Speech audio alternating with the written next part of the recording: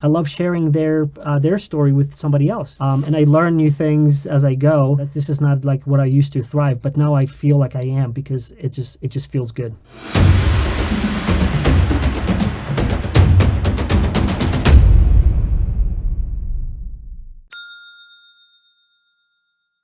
But I think one of the reasons why I love doing these podcasts, talking to interesting people about interesting topics, is because I'm a lifelong learner. I love learning new things, and I get bored with something doesn't like really engage me or challenge me, whether it's project at work or if it's project at home or something. If it doesn't challenge me, if it becomes just monotonous, I just get bored and I don't want to do it. So I had a tendency of like starting some projects and not finishing them. And my wife will attest to that. Like, so many hobbies, you're just doing this and that and that. And I'm like, yeah, that is so true.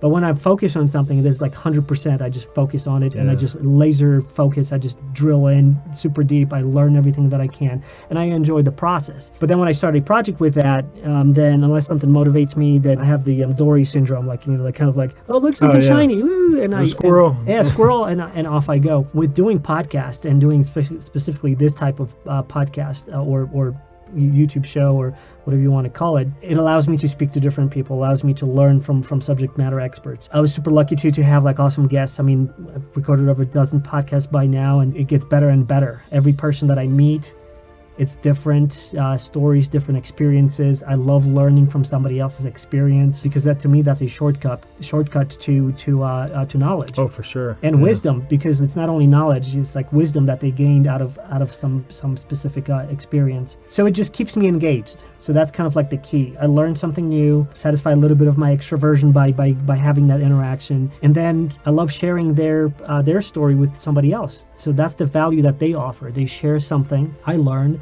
and they also share it through this medium, through this podcast with others, so others can learn from that as well. That just makes you feel good. It just makes you feel good. You know, I had doctors, I had book authors about, you know, stress and suicide, and this week I'm going to have a guest that's going to talk about opioid addiction. Like all these different things you learn, just it's like college compressed, because like you're getting these awesome stories and this knowledge, and then sharing with someone else, it's going to change somebody's life. You never know when that story is going to, you know, change somebody's life. So it's highly motivational to me to do this. I enjoy it.